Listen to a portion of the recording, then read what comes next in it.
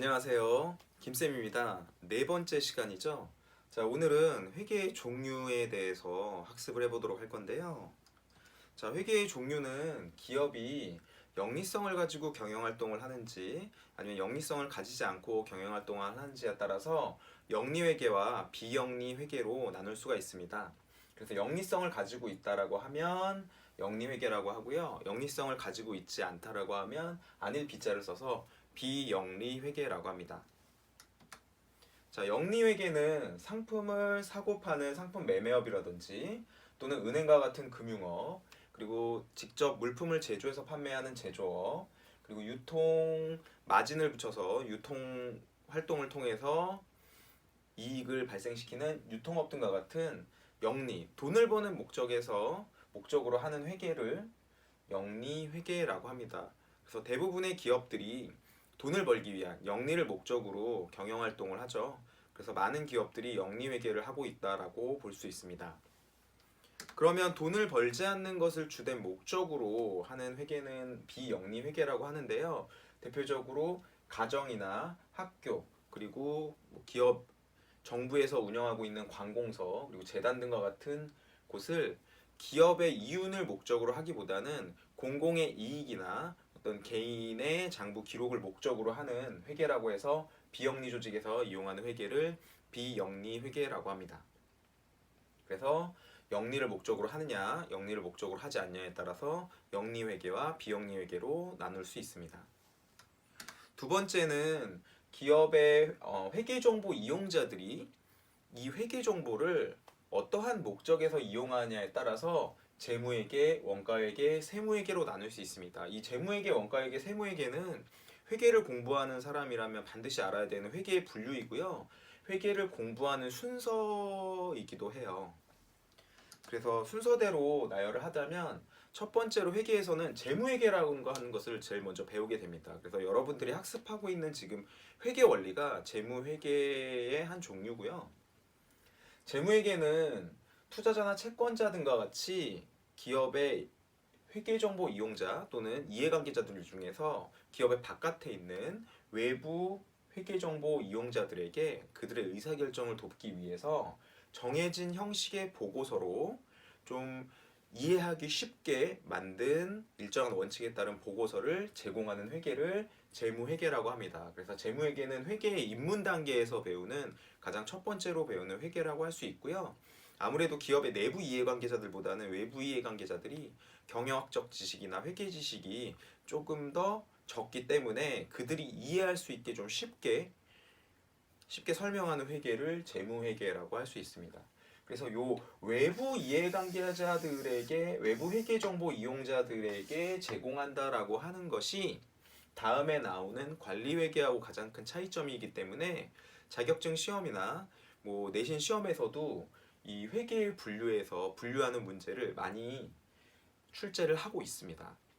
그래서 재무회계라고 하면 회계의 가장 입문, 기초에서 하는 가장 첫 번째로 배우는 회계로서 기업의 외부 이해관계자들에게 보고서를 제공하고 그들이 의사결정을 돕기 위한 회계라고 생각하시면 됩니다. 자, 그러면 재무회계를 배운다면 다음으로 배우는 회계 단계가 관리회계인데요. 관리회계라는 것은 말 그대로 기업의 내부 회계 정보 이용자들인 주로 경영자들이 기업의 관리를 효율적으로 하기 위한 회계 정보를 제공하는 회계를 말합니다. 그러면 좀 더 전문적으로 좀 더 그들이 원하는 것에 초점을 맞춰서 보고서를 작성하면 되겠죠. 그래서 이 관리회계는 정해진 보고서의 형식이 없다는 특징이 있고요. 그 다음에 그들이 의사결정, 내부 이해관계자들이 의사결정을 할 수 있다라고 하는 재무회계하고 가장 상반되는 특징을 가지고 있습니다. 그래서 시험에서는 재무회계와 관리회계를 비교하는 시험 문제가 뭐 자격증 시험이라든지 뭐 여러 가지 시험에서 많이 출제가 되고 있습니다. 그래서 관리회계의 가장 대표적인 예 중에 하나가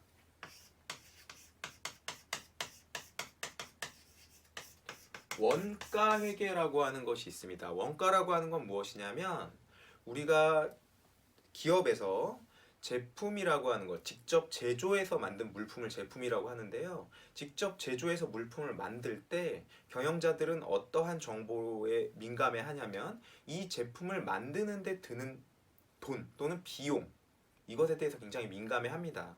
왜냐하면 1,000원의 제품을 판매한다면 이 제품을 100원에 만드는 것과 500원에 만드는 것에 따라서 그 기업의 이익이 달라지기 때문이죠.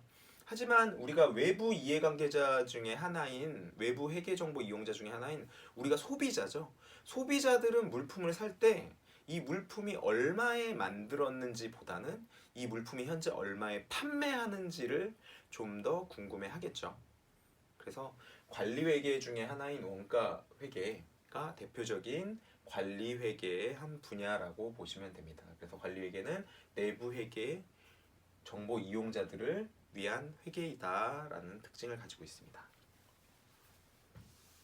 그러면 외부 이해관계자들과 내부 이해관계자들이 알아야 되는 재무회계와 원가회계를 배웠다면 그 다음으로 배우는 단계는 세무회계입니다. 이 세무회계는 이 세자가 세법할 때 세자예요. 그러니까 뭐에 대한 회계겠어요? 세금에 대한 회계입니다.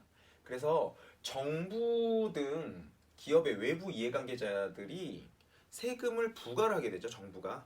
그러면 기업에서는 이 세금을 정확하게 계산해서 납부하는 것이 경영활동 중에 중요한 부분 중에 하나입니다. 왜냐하면 세금을 적게 내게 되면 나중에 가산세라고 하는 과태료를 물게 되고요. 세금을 너무 많이 내게 되면 그에 따른 손실이 발생할 수 있겠죠. 그래서 세법에서 정하는 대로 소득에 따라서 세금을 정확하게 계산하는 회계가 세무회계라고 할 수 있습니다. 그래서 세법에서 정해진 어떤 세법들을 많이 외워야 되는 부분들이 있기 때문에 회계에서는 제일 마지막에 배우게 되고요. 좀 아무래도 외우는 것들이 많다 보니까 세법전이 한 두께가 이 정도가 돼요. 그래서 외우는 부분들이 많다 보니까 좀 가장 최종적으로 배우게 되는 회계고요. 그리고 그 첫 번째 시간에 뭐 여러 가지 뭐 전산회계라든지 뭐 이런 자격증이 있다라고 했는데 자격증의 난이도가 올라갈수록 이 세무회계의 분량이 많아지게 됩니다. 그래서 여기는 좀 외우는 부분들이 많아서 뭐 시간과 노력이 좀 더 많이 투자가 되는 회계 분야가 되겠죠. 그래서 오늘은 영리성의 목적에 영리성 유무에 따른 회계의 분류와 그다음에 회계 정보 이용자들이 이 정보를 이용하는 목적에 따른 회계 분류에 대해서 한번 학습을 해 보았습니다. 자, 다음 시간에는 기업의 재무 상태, 계속 앞에서부터 재무라는 말이 나오죠. 기업의 재산 상태인 자산부채 자본이라고 하는 재무 상태에 대해서 한번 학습을 해보도록 하겠습니다. 부족한 강의지만 듣느라고 고생 많이 하셨습니다. 다음 시간에 뵐게요. 안녕.